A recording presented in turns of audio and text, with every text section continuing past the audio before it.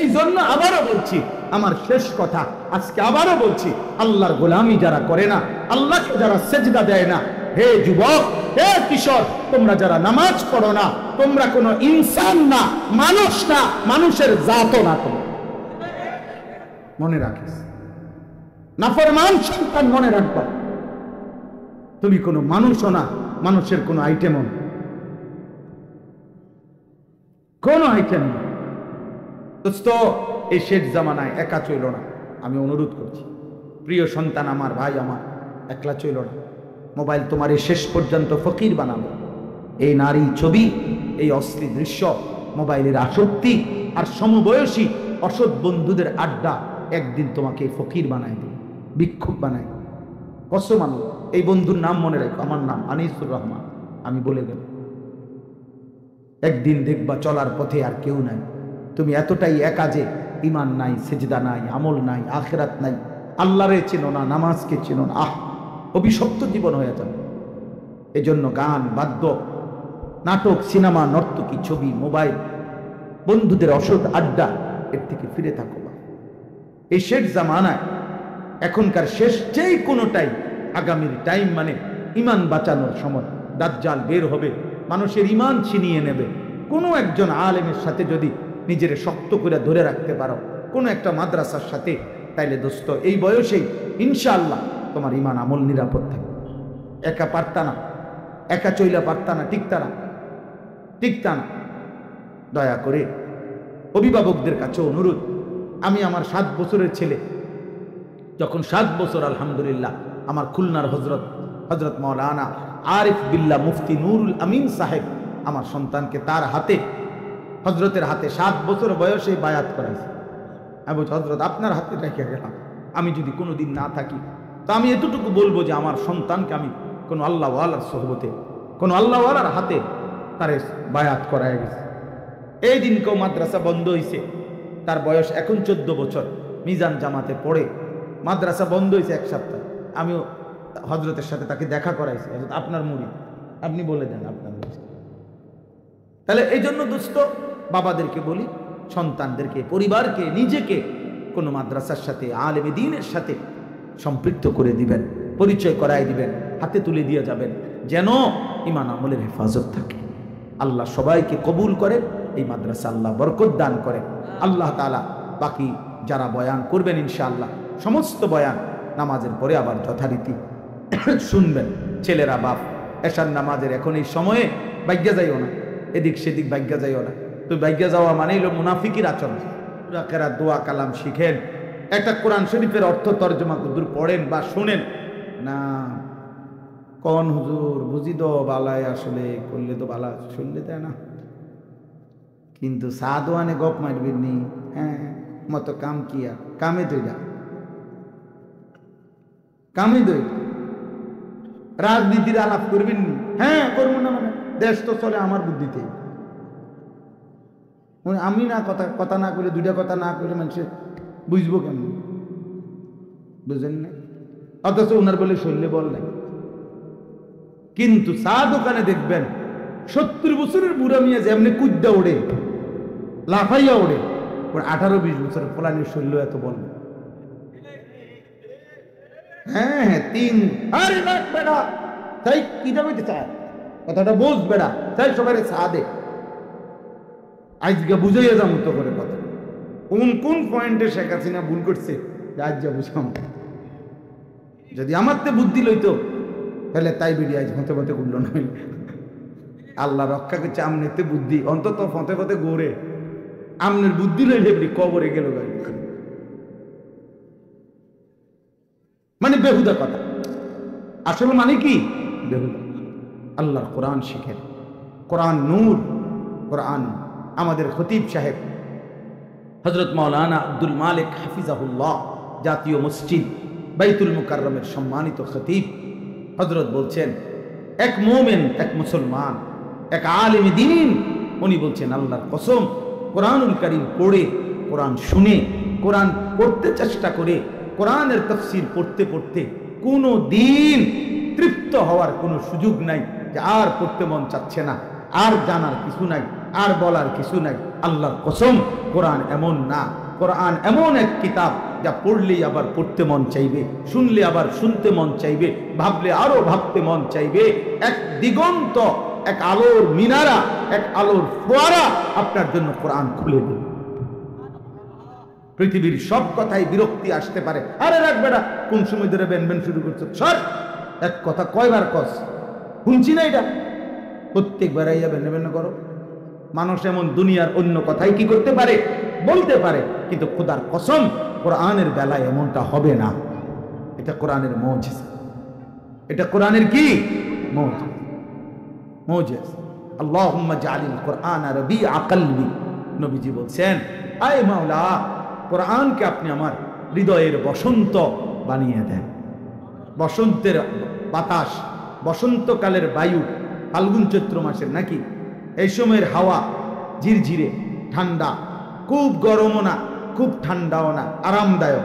আল্লাহ নবী বলছেন, আমার হৃদয়ে যেন কোরআন বসন্তের বাতাসের মতো ঝিরঝির করে বইতে থাকে। আমার শায়েখ আল্লামা মুফতি মুশতাকুর নবী সাহেব হুজুর বলেন যে কোরআন যেন হয় আমার গায়ের ওড়না, কোরআন যেন হয় আমার গায়ের চাদর। এমনটা আল্লাহর কোরআনকে ভালোবাসা দরকার। তো সূরা ফাতিহা আমি আপনাদের কাছে এটা বললাম। আল্লাহ নবী সাল্লাল্লাহু আলাইহি ওয়াসাল্লাম বলছেন, এই সূরার অনেক নাম, সূরাতুল হামদ, প্রশংসার সূরা, সূরাতুস সালাহ, এই সূরা ফাতিহাকেই বলা হয় নামাজ, এটা একটা নাম।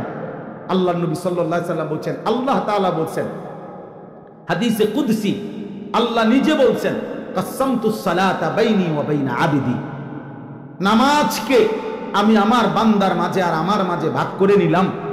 তো নবীজি বুঝাইতে চাইছেন, হাদিসের ব্যাখ্যায় আছে, মুহাদ্দিসিনে কেরাম বলেন, নামাজকে আমি আল্লাহ আমি আমার বান্দার মাঝে ভাগ করে নিলাম, এই কথা বলে আল্লাহ নামাজ বলতে, সালাত বলতে সূরা ফাতিহাকে বুঝাইছে।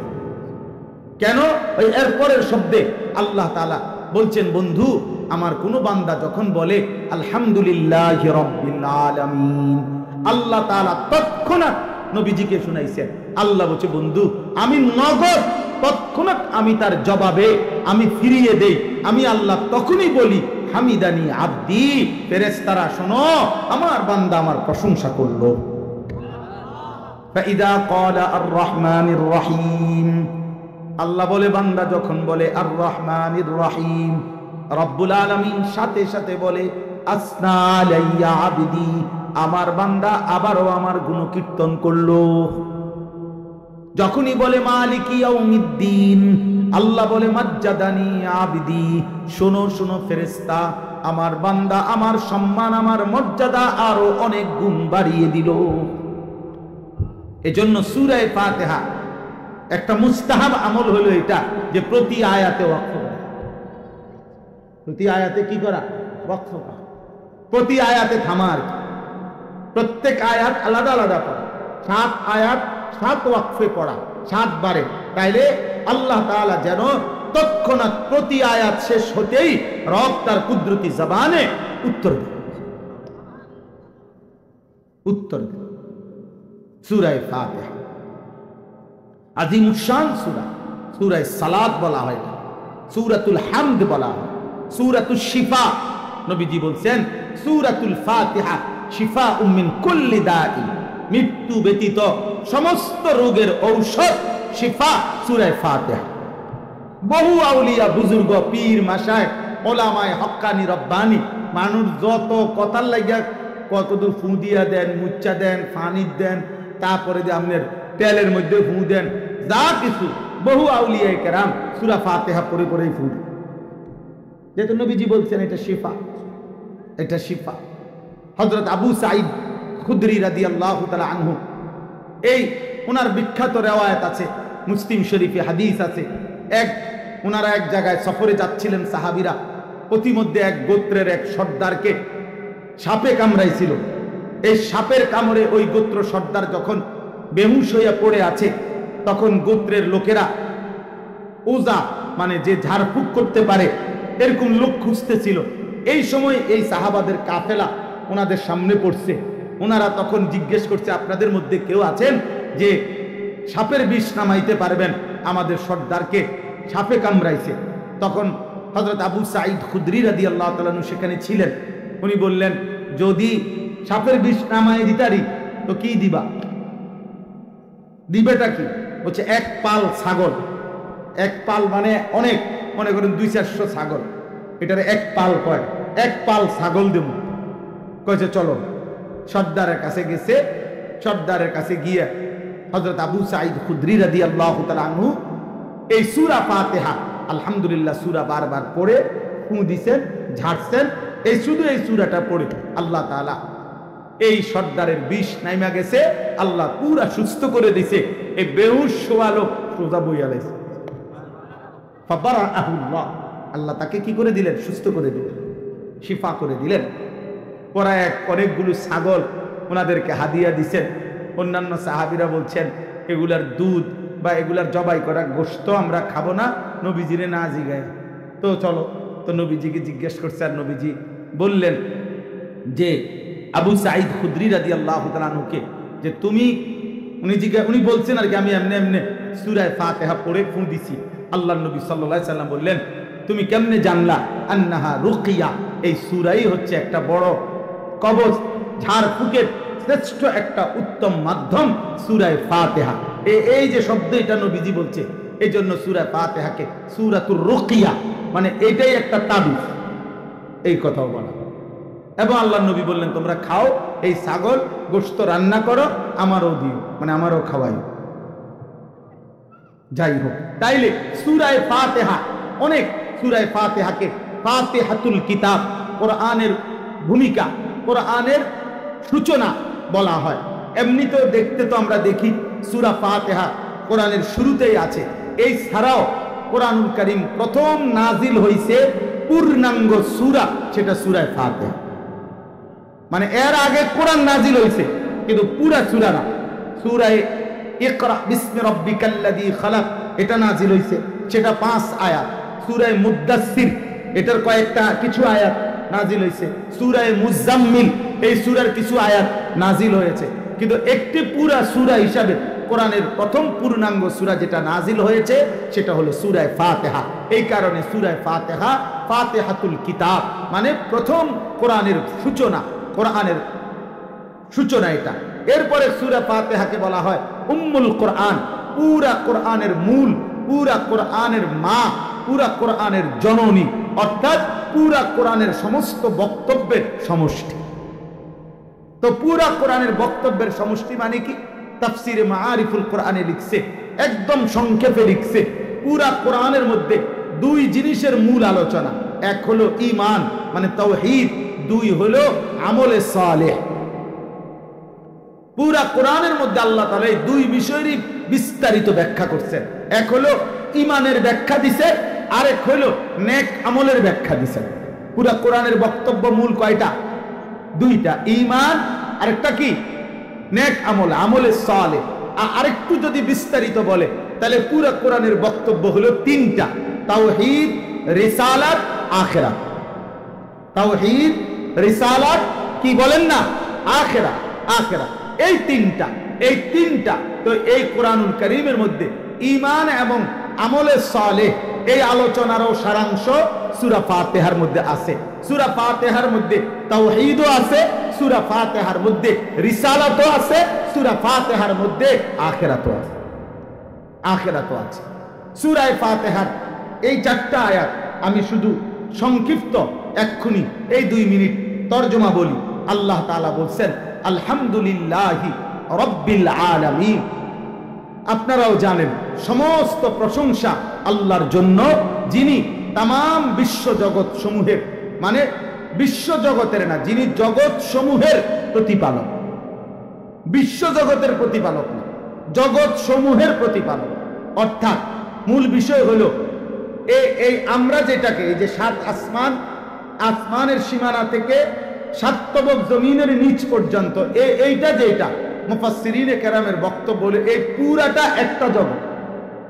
আল্লাহর সৃষ্টির মধ্যে, রহম আল্লাহর সৃষ্টিতে, আল্লাহর সৃষ্টির মধ্যে এই 7 আসমান থেকে 7 জমিন পর্যন্ত ভিতরে যা আছে, মানুষ, গরু, ছাগল, জিন, ইনসান, পশু, পাখি, ফেরেশতা যা আছে, এই মিল্লা একটা জগৎ। আল্লাহর কাছে, আল্লাহর সৃষ্টিতে মুফাসসিরদের কথা হলো এরকম আরো জগৎ আছে। সেই জগতে কি মানুষ থাকে না অন্য কিছু থাকে, সেই জগতের পরিবেশ কি, সেই জগতের আবহাওয়া কি, সেই জগৎ টিকে আছে কেমনে, সেই জগতের সীমারেখা কদ্দূর, উচ্চতা কদ্দূর, দৈর্ঘ্য কদ্দূর, প্রস্থ কদ্দূর, এগুলো যদি কারো জানার দরকার হয় একটু সবর করলেই হবে। ইনশাআল্লাহ মরবেন, কয়দিন পরে ইসরাফিল ফু দিবে, হাসরের বাট কায়েম হবে, আপনি আমি ইনশাআল্লাহ বেহেশতে যাব, আল্লাহ তাআলার সাথে সরাসরি কথা বলবো। বিষয়টা ওনারে জিগাম, হ্যাঁ, এছাড়া আমাদের কাছে আসেনি করেন, তাহলে ওয়েট, অপেক্ষা করেন। কিন্তু আল্লাহ তাআলা যেহেতু বলছেন রব্বিল আলামিন, আলম এর বহুবচন আলামিন, জগৎ সমূহের প্রতিপালক, তাহলে আরো প্রগত, আরো অগণিত মুফাসসিরিনে কেরাম কেউ বলছেন 40,000 জগৎ রয়েছে। হযরত কাতাদা রাহমাতুল্লাহ আলাইহি বলছেন, হযরত মুকাতিল রাহমাতুল্লাহ আলাইহি বলছেন 80,000 আলম, 80,000 জগৎ রয়েছে। সুবহানাল্লাহ, আল্লাহর জন্য কঠিন? আমরা কোনো কিছু আবিষ্কার হয় নাই এখনো, আমরা মানুষ কোনো কিছু বুঝি না, অথবা আমাদের আকলে ধরে নাই, এই জন্য আল্লাহর কাছে নাই, এটাই তো নিয়ম নাকি? কথা বুঝছেন কিনা বলেন? অতএব এই পুরা কায়নাত আল্লাহর মাখলুকাত, আল্লাহর সৃষ্টি জগৎ। আবার যদি কেউ বলে যে না, এই পৃথিবীর 7 আসমান থেকে 7 তবক জমিনের নিচ পর্যন্ত এই পুরাটা, এটাই শুধু উদ্দেশ্য, তাইলো জগৎ মানে ভিন্ন ভিন্ন, আল্লাহর প্রত্যেক সৃষ্টি একটা জগৎ। মানুষ, এই মানব জগৎ, জিন জগৎ, হ্যাঁ, পশুর জগৎ, পাখির জগৎ, গাছের জগৎ, এরকমও আল্লাহর সৃষ্টি, যেটারে আমরা বলি যে 18,000 মাখলুকাত, হ্যাঁ, এরকম। অর্থাৎ এই সৃষ্টির ভিতরেও আল্লাহ পাকের সৃষ্টির যত আইটেম আমি জানি না, আমরা সব জানি না, বিজ্ঞান সব আবিষ্কার করতে পারেও নাই, সব কিছু আলাদা আলাদা, একটা একটা জগৎ। তো এইরকম কোটি কোটি জগৎ, হাজার হাজার জগৎ আল্লাহর আছে, মানে আল্লাহর মাখলুকাত আছে। যা কিছু আমরা জানি, যা কিছু আমরা জানি না, সব কিছু এক নিপুণ হাতে, এক সিদ্ধান্তে, এক মালিকের ইশারায় যিনি প্রতিপালন করছেন, পরিচালনা করছেন, তিনি আল্লাহ, তিনি রব্বুল আলামিন। অতএব এই সৃষ্টি জগতের মধ্যে, এই কায়নাতের মধ্যে, আল্লাহর এই মাখলুকের মধ্যে একটা পাতা, একটা সুতা, একটা বিন্দু, একটা নিঃশ্বাস, একটা গাছ, একটা মাছ, একটা পশু, একটা পাখি, একটা ইনসান, একটা জানোয়ার, কোনো কিছুর নড়া চড়া, কোনো কিছুর এক সুতা এদিক সেদিক স্থানান্তর হওয়া, সবকিছু যিনি নিয়ন্ত্রণ করেন তিনি আল্লাহ। অতএব সব প্রশংসা তারই হওয়া উচিত। কার হওয়া উচিত? আল্লাহরই। আর এই কারণে কতটুকু কথার শেষ কথা হলো, যদি এটা বুঝেন ভাই, বাবা আমার, নওজোয়ান সাথী আমার, যদি তুমি বুঝো তোমার অস্তিত্বের প্রতি সেকেন্ড আল্লাহর হাতে, তোমার বেঁচে থাকার প্রতি উপকরণ আল্লাহর হাতে, তোমার নিঃশ্বাসের প্রতিটা নিঃশ্বাস আল্লাহর হাতে, যদি মনে করেন আমার জিন্দেগির যত উপার্জন সব মালিকের পক্ষ থেকে, তাইলে খোদার কসম কোন মুসলমান, কোন বিবেকবান, কোন আকল দিমাগওয়ালা মানুষ আল্লাহকে সেজদা না করে, আল্লাহর গোলামি না করে, আল্লাহর ইবাদত না করে থাকতেই পারে না। এই জন্য আবারও বলছি, আমার শেষ কথা আজকে আবারও বলছি, আল্লাহর গোলামি যারা করে না, আল্লাহকে যারা সেজদা দেয় না, হে যুবক, হে কিশোর, তোমরা যারা নামাজ পড়ো না, তোমরা কোনো ইনসান না, মানুষ না, মানুষের জাতও না। তোমরা মনে রাখিস, নাফরমান সন্তান, মনে রাখবা, তুমি কোনো মানুষও না, মানুষের কোনো আইটেমও না, কোনো আইটেম না, কোনো আইটেম না। বেনামাজি মানুষের কোনো কাতারে পড়ে না, বেনামাজি মানুষের কাতারে পড়ে। ও হাইওয়ান, ওর আখলাক শয়তানের আখলাক, শয়তান না সেজদা করে না। সেজদা না করার কারণে আল্লাহ শয়তানকে বলছে ও শুধু শয়তান না, রাজিম। রাজিম কিনা? কথা বলে না। শয়তানের সিফাত এটা কিনা? কথা বলে। রাজিম, রাজিম মানে কি জানেন? এর মূল অর্থ হইল এমন অভিশপ্ত, এমন ঘৃণিত, যাকে প্রতিনিয়ত পাথর মারার উপযুক্ত। রাজিম শব্দের মূল হলো রজম। মানে হলো পাথর যাকে মারে, পাথর, পাথর মারা, পাথর মারে তারা। এই জন্য বিবাহিত পুরুষ এবং স্ত্রী, আরে নারী যদি জিনা ব্যভিচার করে, কোনো বিবাহিত নারী, বিবাহিত পুরুষ, তার শাস্তি কি? রজম। রজম বলে, রজম মানে পাথর মেরে হত্যা করা। এই পৃথিবীর সবচেয়ে ঘৃণ্য সে রজিম, রজম, পাথর মারার উপযুক্ত। এই জন্য প্রতি বছর হাজী সাহেবরা হজ করতে গেলে 3 দিন লাগাতার মিনার মধ্যে এই শয়তানকে পাথর মারে। কেন? সে যে পাথর মারার উপযুক্ত, রাজিম। এই জন্য যার কপালে সেজদা নাই, তোরে পৃথিবীর থেকে সরিয়ে ফেলার মতো উপযুক্ত তুমি। পৃথিবীতে বেঁচে থাকার কোন ইনসান হিসাবে ইজ্জতের সাথে বাঁচার কোনো অধিকার নাই। এই জন্য আল্লাহ বলছে, ওকে থাকতে দাও, ও খাক, ও ঘুম পারুক, ও পেশাব পায়খানা করুক, মাইতো না। জারহুম ইয়াকুলু ওয়া ইয়াতামাত্তাউ ওয়া ইউলহিহিমুল আমাল ফাসাউফা ইয়ালামুন। আল্লাহ বলছে, নাফরমানকে ছেড়ে দাও, ইয়াকুলু, সে খাইতে থাকুক, ওয়া ইয়াতামাত্তাউ, সে দুনিয়া ভোগ করতে থাকুক, ওয়া ইউলহিহিমুল আমাল, সে দুনিয়া নিয়া লম্বা লম্বা আশা পোষণ করুক, ফাসাউফা ইয়ালামুন। অল্প সময় পরে কবরে আসলেই আমি আল্লাহ বুঝায় দেব আমি মাওলা কি জিনিস। ফেরেশতার একটা একটা লাথিতে ওই টের পাইয়া লাগবে যে সেজদার গুরুত্ব কি ছিল আর নাফরমানির ফলাফল কি হলো। অতএব বাপ, প্রত্যেকের কাছে অনুরোধ দোস্ত, ওয়াজ যেন শুধুই বক্তার রং সাওয়া যেন না হয়। বক্তা আসছি, বক্তা চলে গেলাম, হ্যাঁ তামসা দেখলাম, এটা যেন না হয়। কারো সুর, কারো ঝংকার, কারো আওয়াজ, কারো চিৎকার, কারো হুঙ্কার, এটা দিয়ে কিচ্ছু আসে যায় আখিরাত নয়। ঠিক আছে ইনশাআল্লাহ?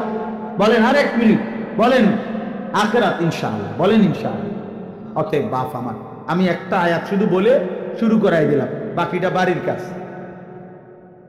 বাকিটা কি মানে আপনি পড়বেন, আপনার হুজুরের থেকে শুনে নিবেন, অথবা আপনি নিজে পড়বেন। আপনি পড়তে না পারলে তাফসির কিনে আপনার ঘরে যে বাচ্চা কাচ্চা যে পড়তে পারে পরে বলবেন যে তুই পড়া শোনাও, আমি শুনি। আমার নানি, আমি আজীবন দেখছি, আমার নানি সাধারণ মানুষ ছিলেন। আমার নানি যতদিন বাইচা ছিলেন, আমরা নানার বাড়িতে বেড়াইতে যাইতাম ছাত্র জীবনে। নানি আমগরে বলতো, নাতি একটা সূরার তরজমা শোনাও, কদ্দুর ওয়াজ, সূরার অর্থ শোনাও। আমরা শুনাইতাম, নানি আমগরে টাকা দিত, হাদিয়া দিত।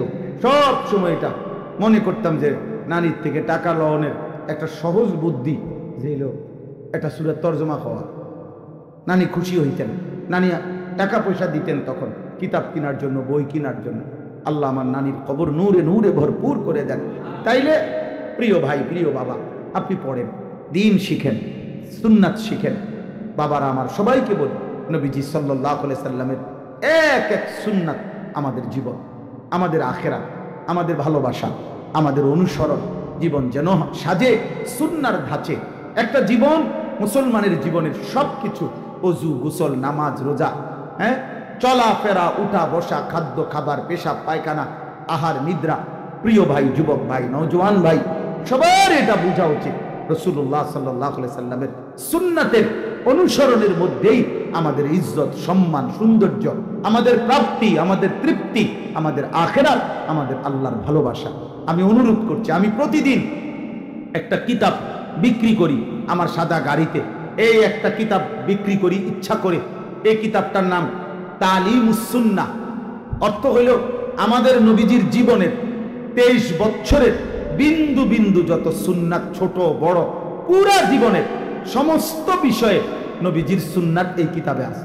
প্রায় 600 পৃষ্ঠা ব্যাপী, বাংলা ভাষায় এর চাইতে বড় পূর্ণাঙ্গ প্রামাণ্য কিতাব আর নাই। ছোট ছোট আছে, কিন্তু এটা একটা মুকাম্মাল পূর্ণাঙ্গ সুন্নাতের কিতাব।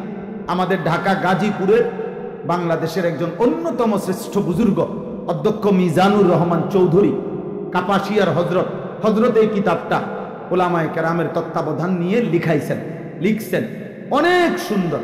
আপনারা যাওয়ার সময় এখন যারই সুযোগ হয় আমাদের সাদা গাড়ির থেকে এটা কিনবেন 400 টাকা মূল্যে।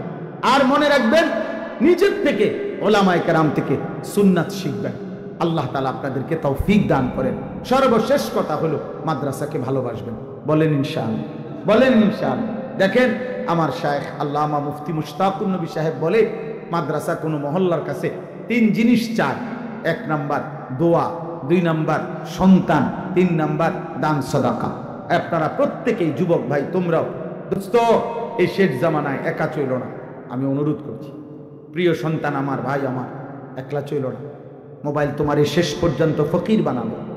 এই নারী ছবি, এই অশ্লীল দৃশ্য, মোবাইলের আসক্তি আর সমবয়সী অসৎ বন্ধুদের আড্ডা একদিন তোমাকে ফকির বানায় দেবে, ভিক্ষুক বানায় দেবে। কসম আল্লাহ। এই বন্ধুর নাম মনে রাখো, আমার নাম আনিসুর রহমান, আমি বলে গেলাম। একদিন দেখবা চলার পথে আর কেউ নাই, তুমি এতটাই একা যে ইমান নাই, সেজদা নাই, আমল নাই, আখিরাত নাই, আল্লাহরে চেনো না, নামাজকে চেনো না। অভিশপ্ত জীবন হয়ে যাবে। এজন্য গান, বাদ্য, নাটক, সিনেমা, নর্তকী, ছবি, মোবাইল, বন্ধুদের অসৎ আড্ডা, এর থেকে ফিরে থাকো। এই শেষ জামানায় এখনকার শেষ যে কোনো টাইম, আগামীর টাইম মানে ইমান বাঁচানোর সময়। দাজ্জাল বের হবে, মানুষের ইমান ছিনিয়ে নেবে। কোনো একজন আলেমের সাথে যদি নিজের শক্ত করে ধরে রাখতে পারো, কোনো একটা মাদ্রাসার সাথে, তাইলে দোস্ত এই বয়সেই ইনশাআল্লাহ তোমার ইমান আমল নিরাপদ থাকবে। একা পারতা না, একা চইলা পারতা না, টিকতা না। দয়া করে অভিভাবকদের কাছে অনুরোধ, আমি আমার 7 বছরের ছেলে যখন 7 বছর, আলহামদুলিল্লাহ, আমার খুলনার হজরত মাওলানা আরিফ বিল্লাহ মুফতি নুরুল আমিন সাহেব আমার সন্তানকে তার হাতে, হজরতের হাতে 7 বছর বয়সে বায়াত করাইছে। আমি বলছি, হজরত আপনার হাতে রেখে গেলাম, আমি যদি কোনোদিন না থাকি তা আমি এতটুকু বলবো যে আমার সন্তানকে আমি কোনো আল্লাহওয়ালার সোহবতে, কোনো আল্লাহওয়ালার হাতে তারে বায়াত করাই গেছে। এই দিন কেউ মাদ্রাসা বন্ধ হয়েছে, তার বয়স এখন 14 বছর, মিজান জামাতে পড়ে, মাদ্রাসা বন্ধ হয়েছে 1 সপ্তাহ। আমিও হজরতের সাথে তাকে দেখা করাইছি, হজরত আপনার মুরিদ, আপনি বলে দেন আপনার। তাহলে এই জন্য দোস্ত বাবাদেরকে বলি, সন্তানদেরকে, পরিবারকে, নিজেকে কোনো মাদ্রাসার সাথে, আলেমে দ্বীনের সাথে সম্পৃক্ত করে দিবেন, পরিচয় করাই দিবেন, হাতে তুলে দিয়ে যাবেন, যেন ইমান আমলের হেফাজত থাকে। আল্লাহ সবাইকে কবুল করে, এই মাদ্রাসা আল্লাহ বরকত দান করে। আল্লাহ তাআলা বাকি যারা বয়ান করবেন ইনশাআল্লাহ সমস্ত বয়ান নামাজের পরে আবার যথারীতি শুনবেন। ছেলেরা বাপ, এশার নামাজের এখন এই সময়ে ভাগ্যা যাইও না, এদিক সেদিক ভাগ্যা যাইও না। তো ভাগ্যা যাওয়া মানেই হলো মুনাফিকের আচরণ।